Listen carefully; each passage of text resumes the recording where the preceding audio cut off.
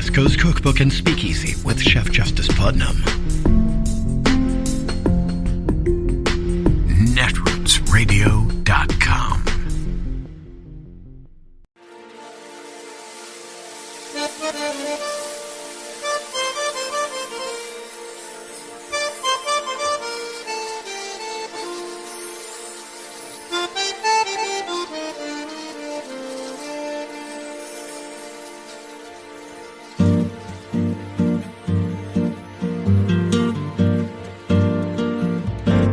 Je voudrais du soleil vert, des dentelles et des théières, des photos de bord de mer, dans mon jardin d'hiver.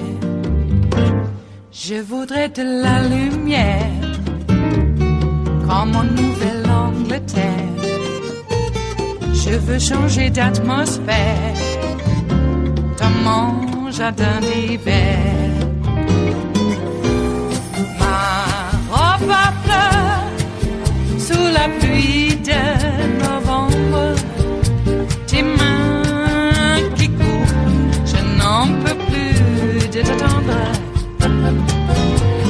Les années passent, il est loin, là je tombe.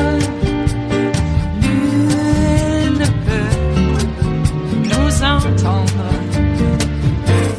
Je voudrais du Fred Astaire, revoir un latte. Well, tonight, Donald Trump's lawyers have proved that they don't know why they asked for a special master to examine the documents seized by the FBI with a search warrant at Donald Trump's residence in Florida. We finally have tonight specific legal claims about some of those documents being made by the Trump lawyers in the appropriately titled case Donald J. Trump versus United States of America. Those claims appear in a Justice Department filing with the special master tonight.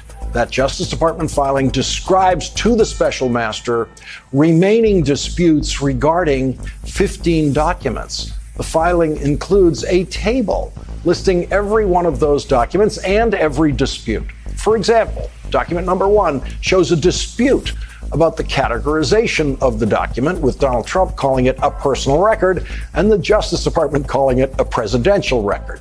There is also a dispute about the status of document number 1, with Donald Trump saying the document is subject to executive privilege and the Justice Department saying there is no such thing as executive privilege against the executive branch. And so it goes through the 15 documents. The most absurd disputes involve the disputes for document number 6 and others, where Donald Trump says the document is a personal record and the Justice Department says that it is a presidential record. And then Donald Trump also says that that personal record is subject to executive privilege, which the Justice Department obviously says is utterly absurd. The Trump lawyers do not make a single rational legal claim about the documents because there was nothing rational or legal about their request for a special master in the first place. The records that Donald Trump's lawyers call personal records, according to the Justice Department, quote, appear to have been created or received by plaintiff Trump in the course of activities which relate to or have an effect upon the carrying out of the constitutional, statutory, or other official or ceremonial duties of the president. The Justice Department points out that those documents include clemency requests and, quote, immigration initiatives, and, quote, a printed email message from a person at one of the military academies addressed to the president in his official capacity about the academy's sports program and its relationship to martial spirit. The Justice Department points out that there is nothing in law that suggests, quote, that otherwise presidential records may be rendered personal by fiat. The Justice Department also tells the special master, Raymond Dearie, Judge Raymond Dearie, what he already knows, which is that it is very common for personal records to be seized along with other material when search warrants are executed. Personal records that are not government property are seized every day for use in criminal investigations, and the fact that more than 100 documents bearing classification markings were commingled with unclassified and even personal records is important evidence in the government's investigation in this case. In the last line of their filing, the Justice Department says that all of Donald Trump's arguments about the documents, quote, would fail here because the government has a demonstrated specific need for this evidence in its ongoing criminal investigation. Donald Trump's lawyers have lost every round of the appeals in this case after the special master was brought into the case by the Trump-appointed judge Aileen Mercedes Cannon. When you read the Justice Department filing for the special master tonight, you are reading a filing from lawyers who are confident and who are winning every single time they make an argument to a judge or to the special master. Donald Trump and his lawyers have to know by now, if they didn't know already, that they are going to lose at every turn procedurally with the special master in this case.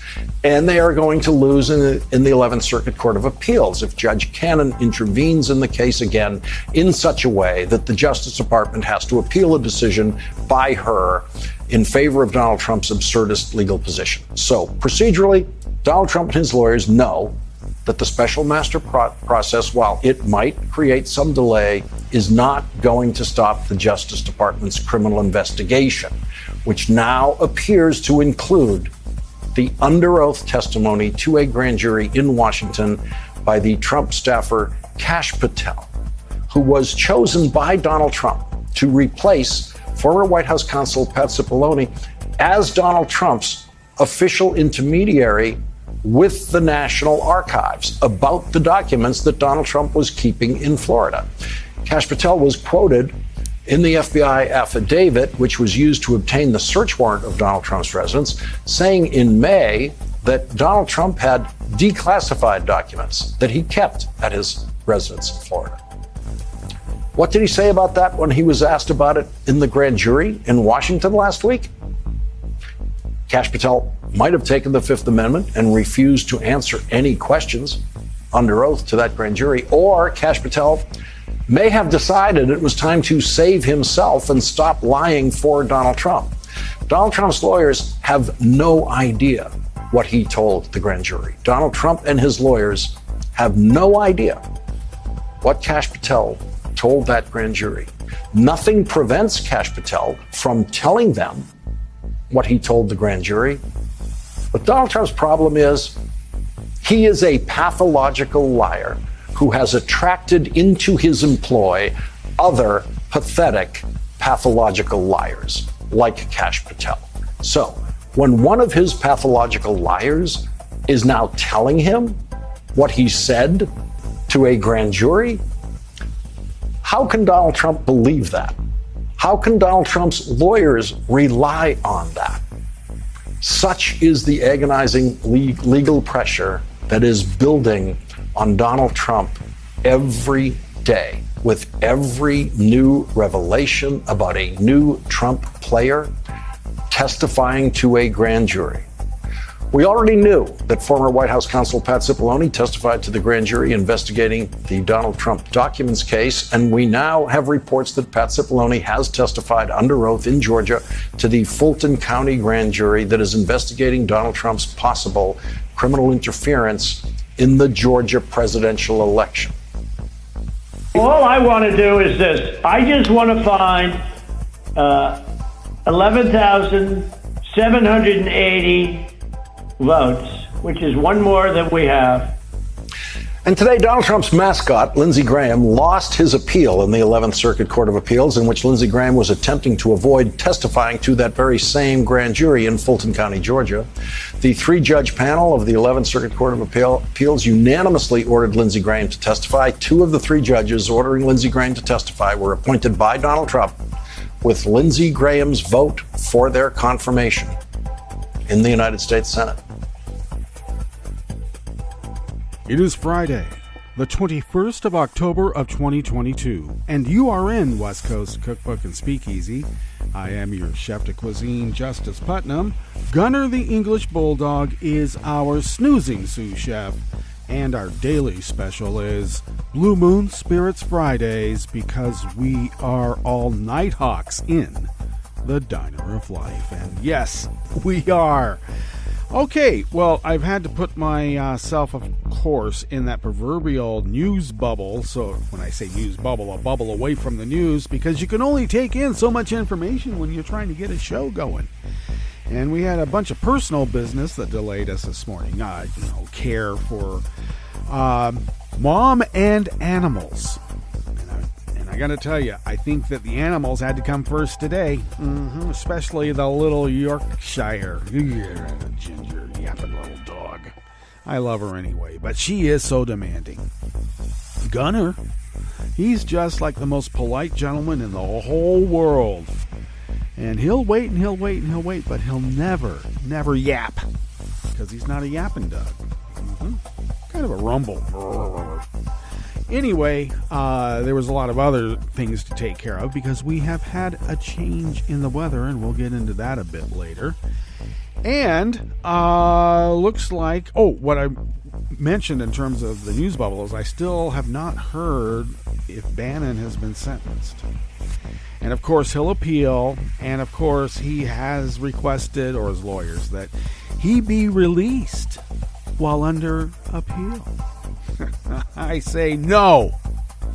This guy didn't produce any documents to the courts to show about his income or anything, which you're supposed to do in terms of getting released, for instance. Let alone all of ignoring the subpoena, which is the reason why he's under a contempt charge. Thumbing his nose at the judicial system every step of the way, and the judicial system's going to say, okay, it's Steve Bannon. If it was, anybody else in the world, I swear to God, this would not be happening. I don't get why this group gets away with so much. And I know that the Marjorie Taylor Greens will say all those people that are in the D.C. jails and everywhere else because of January 6th are such innocent victims to a crime. They're the perpetrators of a crime, or if not perpetrators, but they acted upon the crime by perpetrators, which you are included as. Why else did you ask for a pardon? And we know now why she did.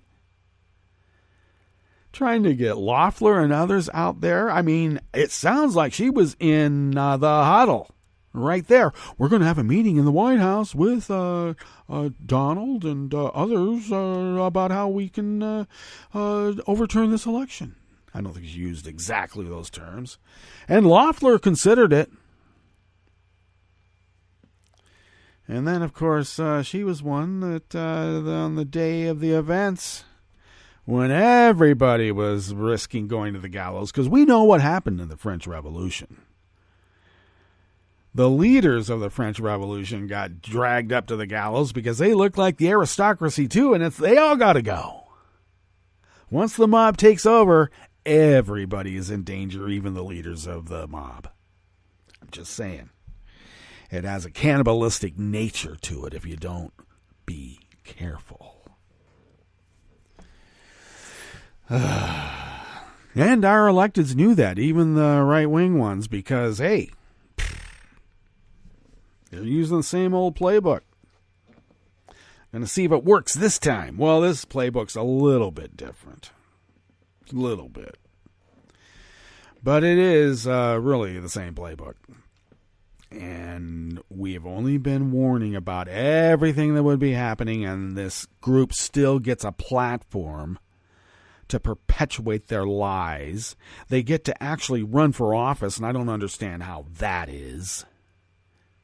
If you are part of a group that is meant to dismantle representative democracy and change, well, I'm just going to say, not say change, but to destroy the United States of America and remake it into your Christo-fascist vision, I don't think you should be allowed to run for office. if you want to keep more people from voting, you should not be allowed to run for office. That's just me. I'm a romantic. We used to actually have rules that didn't allow any of this to happen, and look what has happened. The group that eroded every norm, the group that eroded every check and balance, the group that is now eroding the rights that were granted by the Constitution of the United States. And no, it was not granted by God. We are self-determinate creatures, and we determine ourselves. How else are they able to get away with what they are getting away with under the guise of, we're doing it for God? No, you're doing it for yourself. And if you're going to do it for yourself, you might as well think of other people not as pawns. Can you tell I'm angry? Yes, you can. Well, because we got a little bit behind the 8 ball, maybe we should, get right into what we have in store for you today. And at the top, yes, Lawrence laid out how the Trump lawyers prove that they don't know why they asked for a special master. They just don't. They got in trouble. On the rest of the menu, slavery is on the ballot for voters in 5 U.S. states. You didn't think that there were still slavery statutes on the books, and yes, there are. The APA is conducting a civil rights case that targets Mississippi over the majority black state capital's deteriorating water system, and that would be Jackson, Mississippi. And Daniel Smith, one of the last children of enslaved Americans, has died at age 90. After the break, we move to the chef's table, where at least 7 Russians, including the son of a close associate of Putin, were detained by Norwegian officials for flying drones or taking pictures near sensitive areas. And Russia aimed new legal action at 2 prominent dissenters. And yes, Alexei Navalny is one of them. All that and more on West Coast Cookbook and Speakeasy. Bon appetit.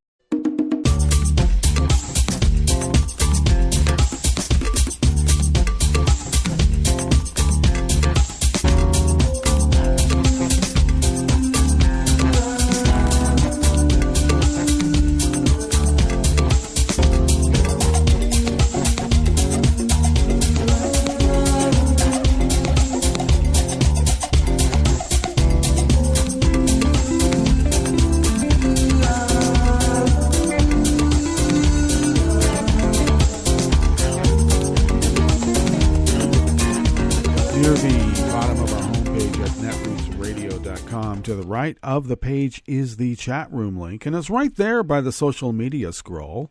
And the chat room is monitored by Kelly Lincoln, and thank you, Kelly, for doing so. If you would look across the page to the left from that chat room link, you will then run right across the link to our Patreon page. And if you could become a recurring Patreon of Netroots Radio, it would really help us pay our bills. And I got to tell you, we need help paying our bills. If you could afford to send us what you might spend on, say, how about an espresso-type coffee drink? If you could send those funds to us once a month, how about that? Buy us a coffee once a month.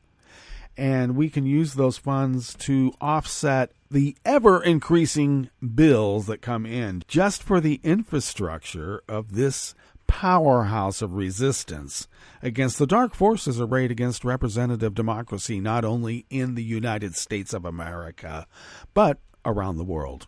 And we are but a small bulwark against that, but yet we are mighty, and we are mighty because of you. Thank you for your generosity. If you would like to follow Netroots Radio on Twitter, it is so simple. You just go to @NetrootsRadio. Tom takes care of that, and we thank Tom for doing so. You can follow me on Twitter. In fact, I suggest you do. I post the show notes and links diary on Daily Co's about 10 minutes. Well, not about. It is at 10 minutes before showtime. And then I post that on my Twitter feed, where you can find it at Justice Putnam. And the show notes are, and links is where you can find the real reportage, of course, and the full articles. Okay. Sometimes we add on a little bit, sometimes we subtract just to get the story out. But we hew to the truth, though we might have a few, snide comments in the midst of it. Shan't we? Shan't we?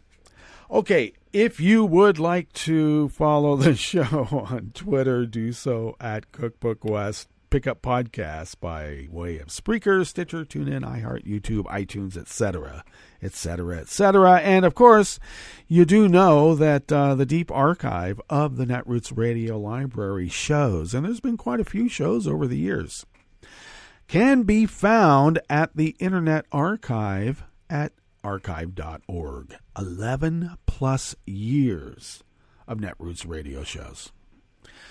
Okay, this first offering here in the Bistro Cafe of West Coast Cookbook and Speakeasy. Blue Moon Spirits Fridays, by the way. The French 77s, the most balanced cocktail in the history of cocktailing, are virtually mixed and poured for your virtual imbibing pleasure. Kimberly Crucy of the Associated Press brings us this first offering. More than 150 years after slaves were freed in the U.S., voters in 5 states will soon decide whether to close loopholes that led to the proliferation of a different form of slavery, forced labor by people convicted of certain crimes. None of the proposals would force immediate changes inside the state's prisons, though they could lead to legal challenges related to how they use prison labor, a lasting imprint of slavery's legacy on the entire United States. The effort is part of a national push to amend the 13th Amendment to the United States Constitution that banned enslavement or involuntary servitude except as a form of criminal punishment. That exception has long permitted the exploitation of labor by convicted felons. Labor gangs. The idea that you could ever finish the sentence, slavery's okay when, has to rip out your soul. And I think it's what makes this a fight that ignores political lines and brings us together, because it feels so clear, said Bianca Tylik, executive director of Worth Rises, a criminal justice advocacy group pushing to remove the amendment's convict labor clause. What group of people would want to keep that in? Fascists? Bigots? White nationalists? Christo-fascists?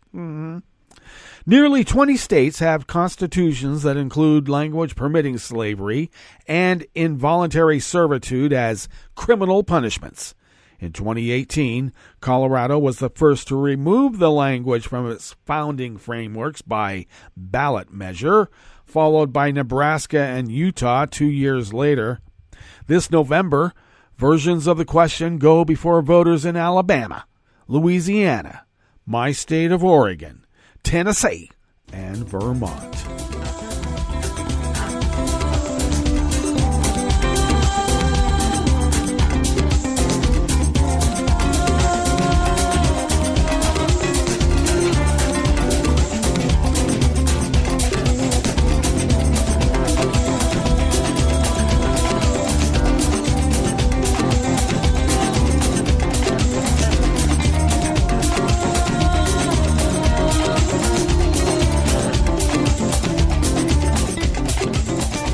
Emily Waxter Pettis, Matthew Daly, and Aaron Morrison of the Associated Press brings us this next offering here in the Bistro Cafe of West Coast Cookbook and Speakeasy, Blue Moon Spirits Fridays.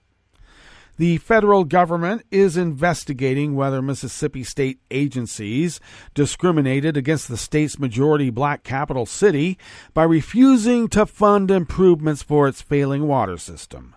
The announcement came days after leaders of 2 congressional committees said they were starting a joint investigation into a crisis that left most homes and businesses in Jackson without running water for several days in late August and early September.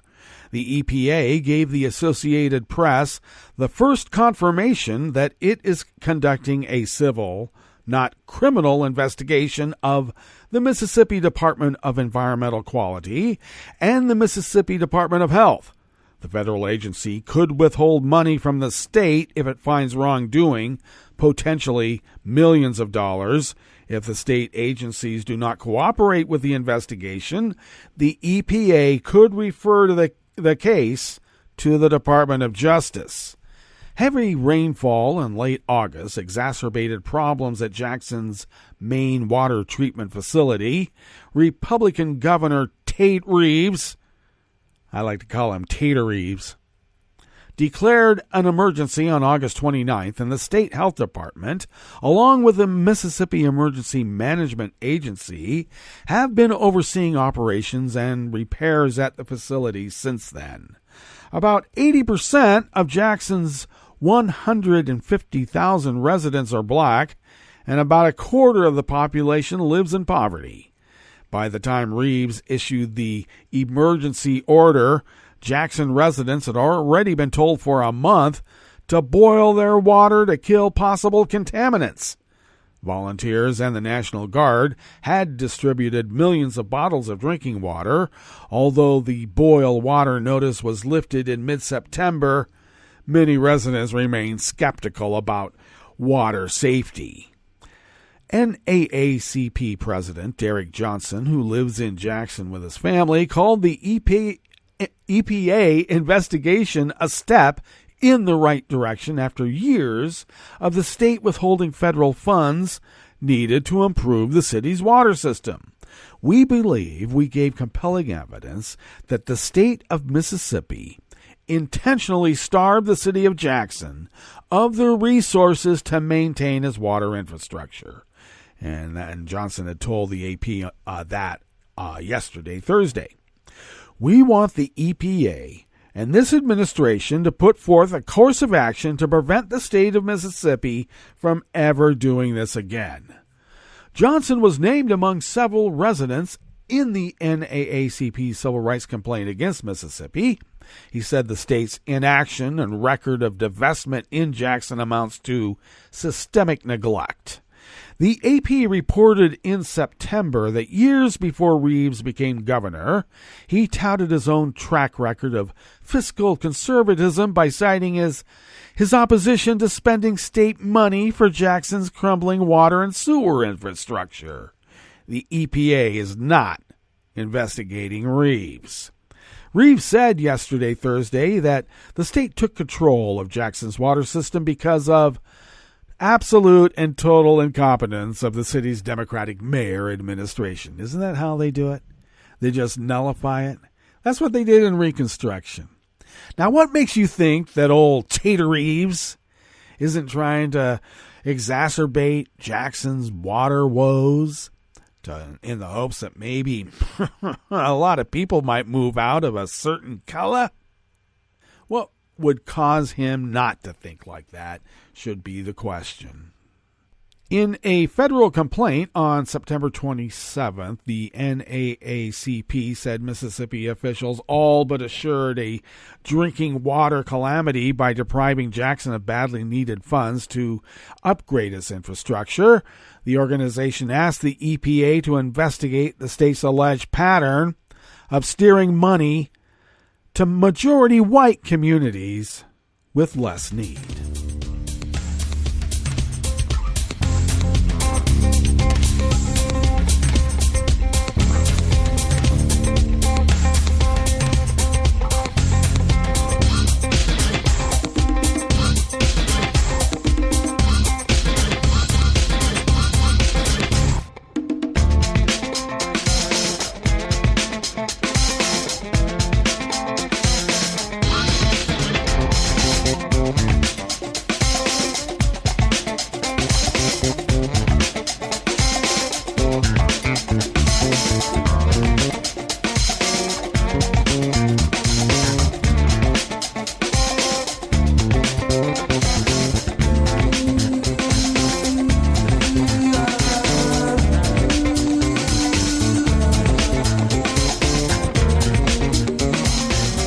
Harrison Smith of the Washington Post brings us this final offering here in the Bistro Cafe of West Coast Cookbook and Speakeasy. Growing up in the 1930s, Daniel R. Smith would listen to stories from his father, as young boys often do. He was not supposed to hear those stories. They were meant for his older siblings, not for a child as young as 5 or 6. But after dinner on Saturday evenings, he would sneak out of his bed and listen to accounts of the whipping and crying post, of the lynching tree, and the wagon wheel. These were brutally vivid stories of bondage, for his father had been born into slavery in Virginia during the Civil War and had toiled as a child laborer before making his way north to Connecticut, where the Smiths were among the only African Americans in town. I remember hearing about 2 slaves who were chained together at the wrist and tried to run away, Mr. Smith recalled decades later. They were found by some vicious dogs hiding under a tree and hanged from it. I also remember a story about an enslaved man who was accused of lying to his owner. He was made to step out into the snow with his family and put his tongue on an icy wagon wheel until it stuck. When he tried to remove it, half his tongue came off. My father cried as he told us these things. Mr. Smith, who was 90 when he died on October 19th at a hospital in Washington, was one of the last remaining children of enslaved black Americans and a rare direct link to slavery in the United States.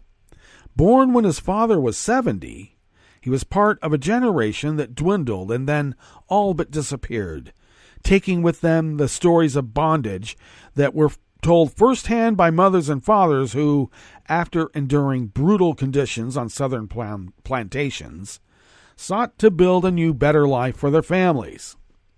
Historians say it is impossible to know how many children of enslaved people are left, but while researching her book, Sugar of the Crop, My Journey to Find the Children of Slaves, author Sana Butler was able to track down about 40 who were still alive.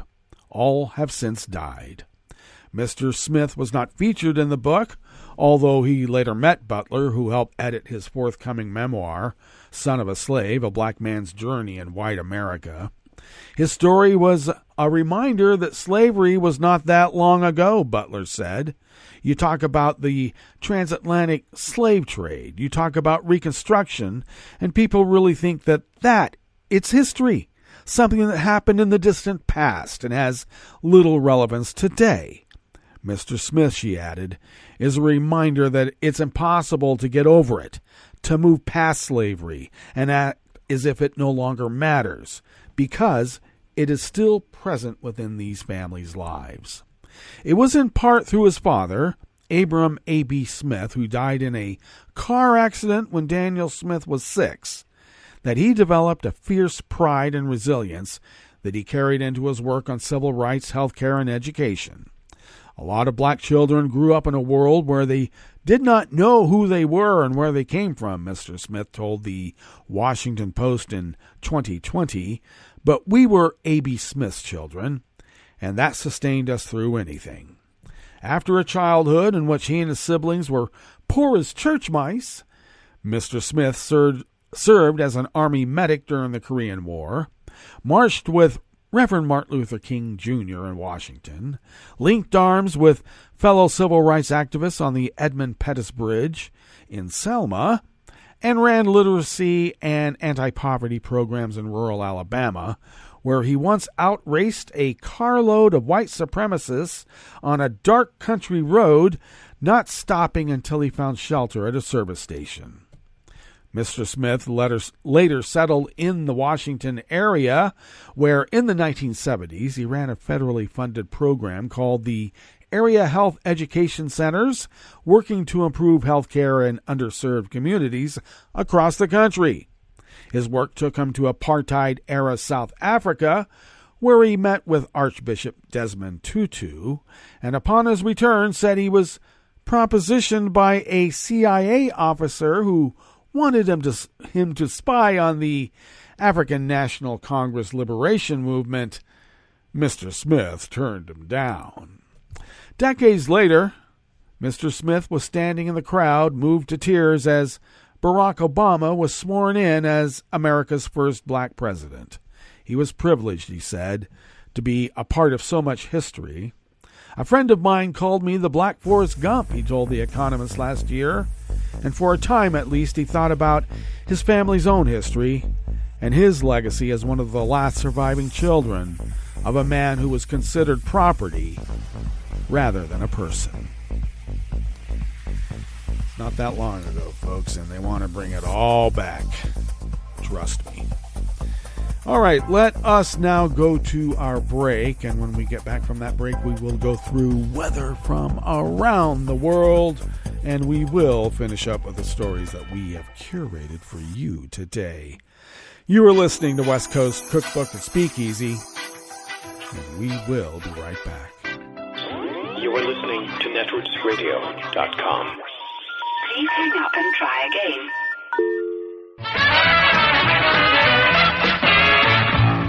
From a point at sea to the circles of your mind, a new force is at work for planetary transformation. New radio for a new Earth.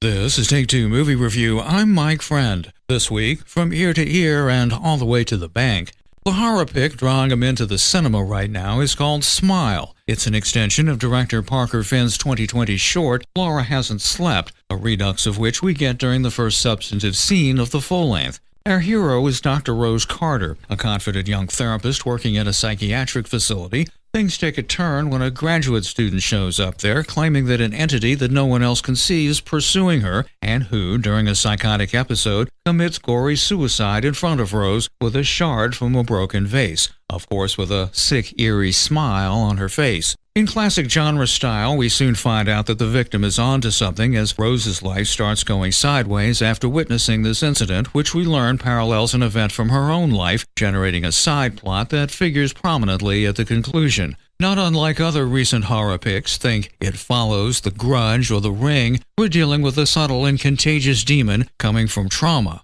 Only late in this one do we see its corporeal representation. Finn gives us jump tricks, which are enhanced by close-up shooting, often at weird angles where intimate space can be violated in a flash. Another technique used is having the shot sequences venture down an alternative and usually psychotic storyline before we're snapped back to reality. Kevin Bacon's daughter Sosie brings off Rose from put-together professional to desperate spiraling loon with strong support from Cal Penn and Jesse Usher. Like the old song said, smiling faces show no traces of that evil that lurks within. If a fan of smart horror, check out Smile. Heart patients, though, check with your physician first.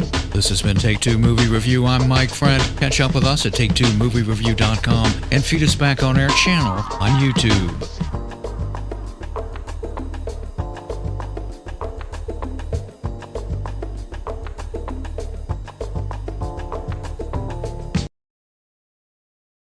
I was in the middle of the Atlantic Ocean when it happened. There was a sudden jolt and our submarine crashed on the seafloor. We were in total darkness.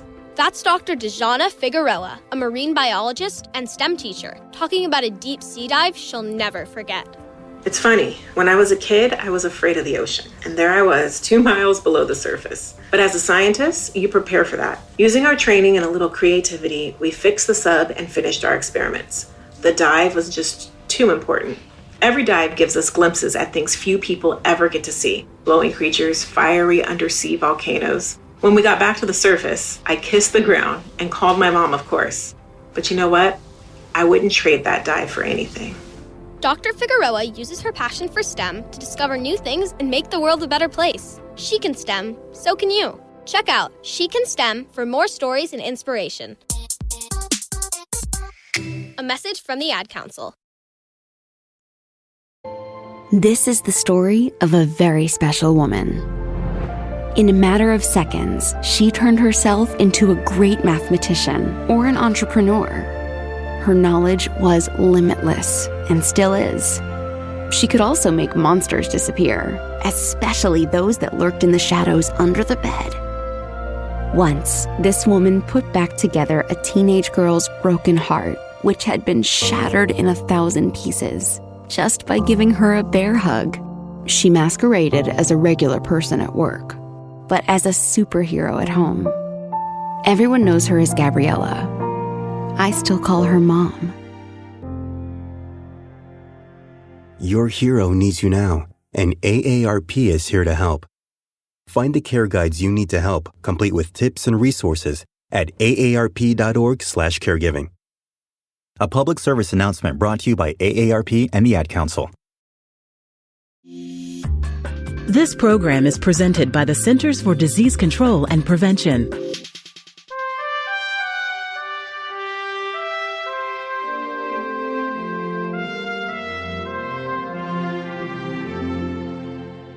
Welcome to A Cup of Health with CDC, a weekly feature of the MMWR, the Morbidity and Mortality Weekly Report. I'm Dr. Jeffrey Nemhauser, filling in for your host, Dr. Kathleen Dooling.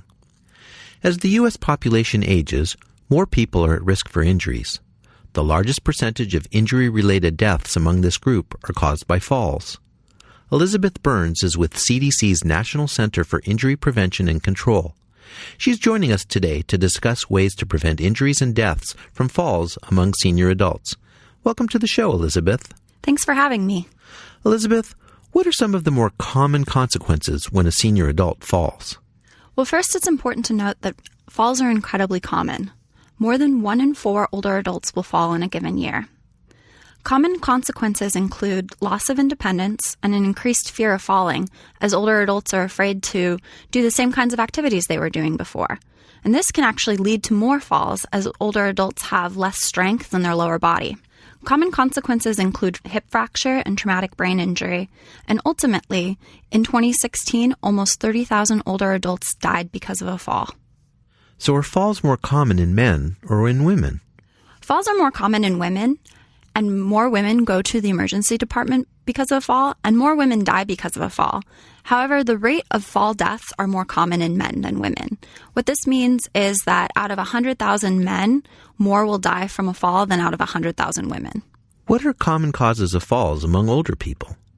Getting on and off the toilet and getting in and out of bed are common causes of falls. Walking around the hallways at night when the lights are off is a common way people fall. There's also an increased amount of medications used in seniors, which have side effects like making them lightheaded, and that increases the risk of falls and is a common cause. With all of those factors, what are some ways our listeners can decrease their chances of falling? Older adults should talk to their healthcare provider or doctor about how they can decrease their chances of falling. This can be done during the annual wellness visit or during annual physicals. The doctor will recommend an exercise program that should increase strength and balance, or maybe refer you to a physical therapist. Additionally, they can look through your medications and perhaps reduce your doses or suggest medications that decrease your chances of falls. Are there things we can do to modify our homes to prevent falling? Oh, absolutely. Installing grab bars on the side of the toilet, making sure that rugs are taped down or removed, making sure that there's lighting in the hallways are all really simple ways that an older adult can modify their home to prevent falls. Where can listeners go to get more information about preventing falls? Listeners can go to cdc.gov/study, and that's spelled STEADI. Thanks, Elizabeth. I've been talking today with Elizabeth Burns about ways to prevent fall-related injuries and deaths among senior adults. Improving strength and agility through regular exercise and removing potential obstacles in the home can help decrease the risk for falls. If you or a loved one is older and struggle with mobility, talk with a healthcare provider about ways to decrease the risks for fall-related injuries and death. Until next time, be well. This is Dr. Jeffrey Nemhauser for A Cup of Health with CDC. For the most accurate health information, visit cdc.gov or call 1-800-CDC-INFO. I'm probably okay to have one more drink before I drive home. I'm probably okay. I open the window to stay alert. Probably okay. I just popped some gum in my mouth. Step out of the car, please. I probably made a mistake. Probably okay isn't okay when it comes to drinking and driving. If you see a warning sign, stop and call a cab, a car, or a friend. Buzzed driving is drunk driving. A message brought to you by NHTSA and the Ad Council. This program is presented by the Centers for Disease Control and Prevention. As fall turns to winter, the flu season will be upon us in force. The best way to avoid influenza is to get immunized. Everyone 6 months and older should be vaccinated. Those at increased risk for flu complications include children under the age of 5 and adults 65 and older, people with chronic health problems such as heart disease, asthma, and diabetes, and pregnant women. To get your annual flu vaccine, see your healthcare provider or go to a pharmacy, grocery store, or clinic in your area. If you get influenza, talk with your healthcare provider right away about antiviral medication. Thank you for joining us on A Minute of Health with CDC. For the most accurate health information, visit www.cdc.gov or call 1-800-CDC-INFO. Hi, I'm Tom Hartman, and since you're listening to netrootsradio.com, show your progressive side and go to the donate button on the bottom of the homepage. It's progressives like you who power Netroots Radio and keep the progressive message beaming everywhere 24 hours a day. Just go to our donate button at the bottom of netrootsradio.com. Thank you for keeping progressive radio at full power.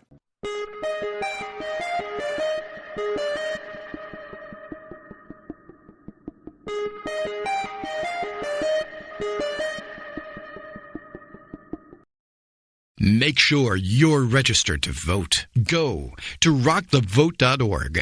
Vote for Democrats up and down the ticket. This message, a public service from all the fine people of netrootsradio.com. What is Question 4? I'm Bill Newman, and this is the Civil Liberties Minute. Last July, the Massachusetts legislature overwhelmingly voted for the Work and Family Mobility Act, a law that allows qualified Massachusetts residents to apply for a driver's license regardless of their immigration status. Before driving, the law requires the license applicant to be trained, tested, licensed, and insured. The law will allow immigrants without status to make essential trips to work, to get their kids to school, to medical appointments, and to the grocery store. Similar laws already exist in 17 other states, many of which have experienced measurable improvements in road safety. After all, in case of an accident, it's important that all parties have insurance and proper identification. One reason this law, this public safety measure, is supported by a majority of district attorneys and sheriffs and major city police chiefs. But after the law passed, an opposition group gathered enough signatures to put the issue on the ballot this November. The fourth question on the ballot is, should the law be retained? Please don't be confused by the wording of Question 4. Voting yes will keep the law in place. And remember to turn the ballot to the back. That's where Question 4 is printed. That's where you can vote in favor of both human rights and public safety by voting yes on Question 4. The Civil Liberties Minute is made possible by the ACLU because freedom can't protect itself. I'm Rick Smith, and this is Labor History in 2. On this day in labor history, the year was 1999. That was the day that 270 workers from the Embassy Vacation Resorts in Maui voted to join Local 5 of the Hotel Employees and Restaurant Employees Union. Local 5 got its start in Hawaii in 1938. Back then, it was called the Hotel and Restaurant Employees and Bartenders International Union. Today, it's a local of Unite Here. Local 5 was part of the surge of union organizing in Hawaii during the 1930s and 1940s. Starting in the 1950s, tourism became increasingly important for the Hawaiian economy. From 1940 to 1957, sugar production jobs on the island declined from 35,000 down to 17,000. With the rise of air travel, more and more jobs opened up in the tourism industry. Today, tourism is the largest gross domestic product of Hawaii. It represents 21% of the Hawaiian economy. Visitors spent $14 billion on the islands in 2012. Yet the service sector workers who made this growth of the tourism industry possible often work long hours for low wages.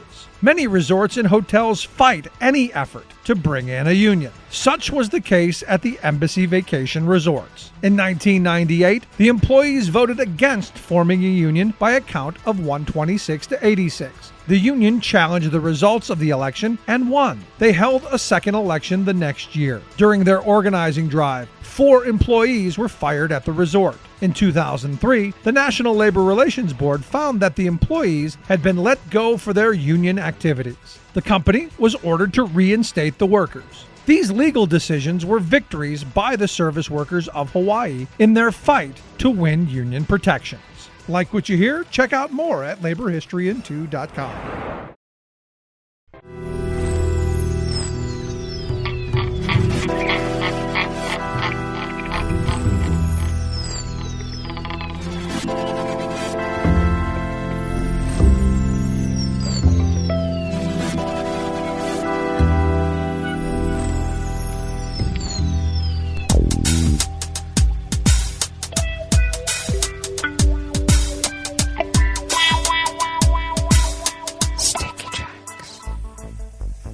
Thank you for accompanying us here to the chef's table at West Coast Cookbook and Speakeasy Blue Moon Spirits Fridays, because we are all Nighthawks in the Diner of Life.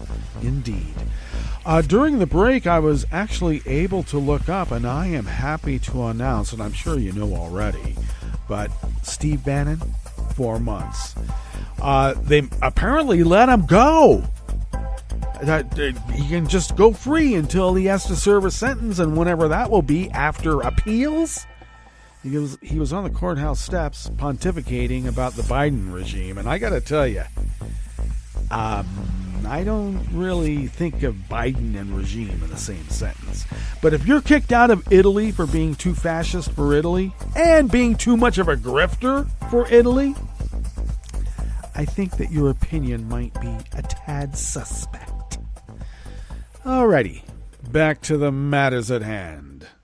We always begin, whether from around the world, along the banks of the Rogue River in the Rogue River Valley of Southern Oregon on the west coast of the continental United States of America, because there's lots more of us where we come from, where it is currently 45 degrees Fahrenheit. Oh my gosh. Yes, we are in a massive cooling trend, because we're only expecting a high of 73 today, considering how hot it has been. And I would say that now that it's been in the low 80s, it's only been warm. But anyway, we will have a mix of clouds and sun this morning, followed by mostly cloudy skies and a few showers early this afternoon. Winds will be out of the southwest at 5 to 10 miles per hour, bringing with it, about a quarter inch of rain, because we'll have rain likely tonight as well, with lows in the mid-40s, winds out of the west at 5 to 10 miles per hour. Overcast with rain showers at times in the morning. Tomorrow with highs during the day of 53, another 20-degree drop. Anyway, winds will be light and variable, and that rain should be bringing with it about a third of an inch. Ragweed pollen is notched up back to moderate here in Rogue River proper, and the air quality index is now inched up into the moderate range as smoke is held in, and we are now at 57 parts per million. Though I must say that daytime UV index is low at level 2. Barometric pressure is holding steady at 30.01 inches. Visibility is down to 7 miles, and relative humidity is at 95%. Weather from around the world is brought to you by a crowd of crowdsourced weather stations that a crowd crowdsources from around the world. London is 65 and mostly cloudy, and they don't have any truss anymore. I'm gonna keep doing that. I hope you don't mind. Paris is 68 and fair, and wouldn't you expect it? Rome is 73 and fair, which could be expected. Kyiv is 45 and partly cloudy. Kabul is 54 and fair. Hong Kong is 74 and fair. Tokyo is 64 and mostly cloudy. Sydney, Australia is 64 and also mostly cloudy. San Francisco, California is 53 and cloudy. And New York is 58 degrees Fahrenheit and sunny. And that is weather from around the world, brought to you by a crowd of crowdsourced weather stations that a crowd crowdsources from around the world.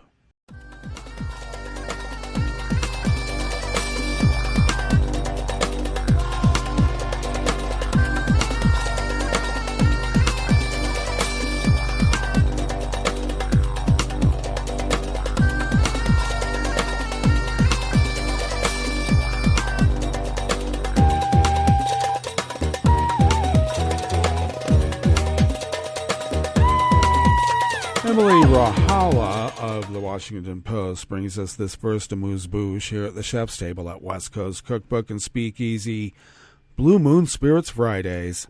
Norwegian officials warn that there could be more arrests after at least 7 Russians, including the son of a close associate of Vladimir Putin, were detained in recent weeks for flying drones or taking pictures near sensitive areas. And that prompted an investigation by the Domestic Intelligence Service. Norway and other countries are moving to secure critical infrastructure in the wake of the sabotage of the Nord Stream natural gas pipelines. Since then, drone sightings have been reported in Norway's vast offshore oil and gas fields and at Norwegian airports. On Wednesday, Norway's Prime Minister, Jonas Gahr Støre, blamed foreign intelligence and indirectly pointed a finger at Russia. It is not acceptable that foreign intelligence is flying drones over Norwegian airports. Russians are not allowed to fly drones in Norway. Støre made the remarks hours after a drone was spotted near the airport in Bergen, the country's second most populous city, temporarily shutting down air traffic.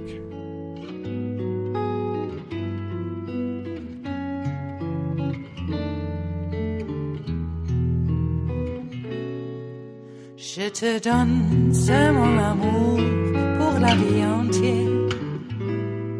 La promesse de me trouver à tes genoux. Aussitôt que tu m'appelles, rester toujours fidèle, c'est tout, c'est tout. Je te donne tous mes printemps, mes étés de mer, mes automnes quand les feuilles tombent partout. Si ce n'est pas une bonne affaire, je te donne tous mes hivers. Staff at the Associated Press brings us this final amuse-bouche here at the Chef's Table at West Coast Cookbook and Speakeasy.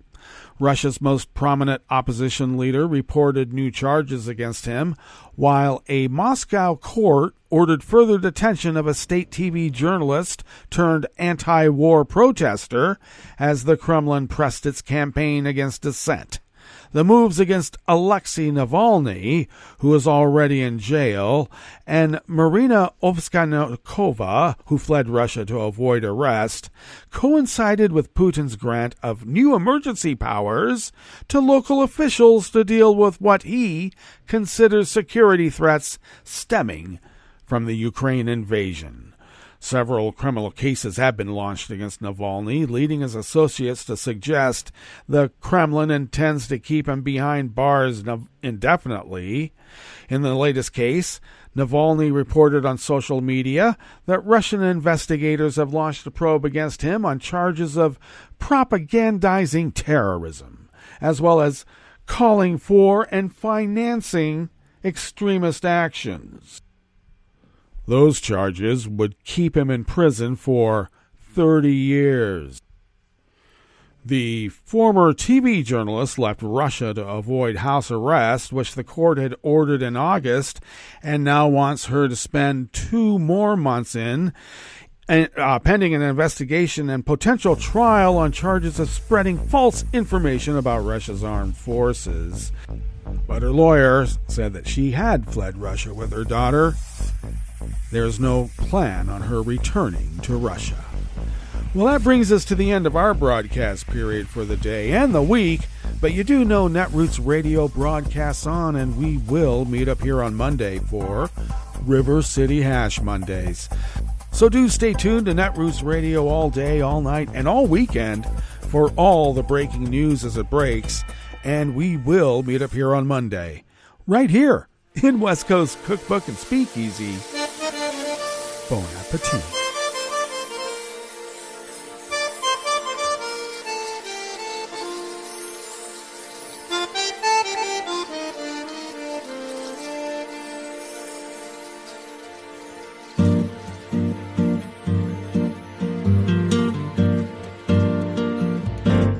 Je voudrais du soleil vert, des dentelles et des théières, des photos de bord de mer, dans mon jardin d'hiver.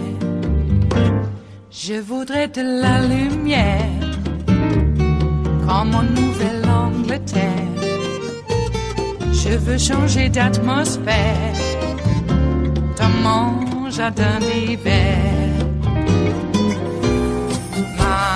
Robe à fleurs sous la pluie de novembre, tes mains qui courent, je n'en peux plus de t'attendre. Les années passent, il est loin, là je tombe. Nul ne peut nous entendre. Je voudrais du Fred Astaire, revoir un latte Goël. Je voudrais toujours te plaire dans mon jardin d'hiver. Je veux déjeuner par terre, comme aux langues de golfe clair. T'embrasser les yeux ouverts dans mon jardin d'hiver.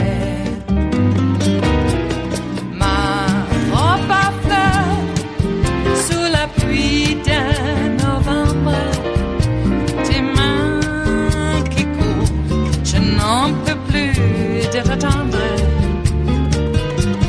Les années passent, il est loin, là je tombe. Nul ne peut nous entendre.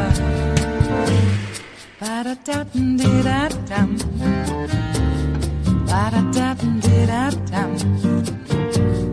Ba-da-da-dum-di-da-dum. Dans mon jardin d'hiver. Ba-da-da-dum-di-da-dum. Ba-da-da-dum-di-da-dum. Ba-da-da-dum-di-da-dum. Dans mon jardin d'hiver. Dans mon jardin d'hiver. Dans mon jardin d'hiver.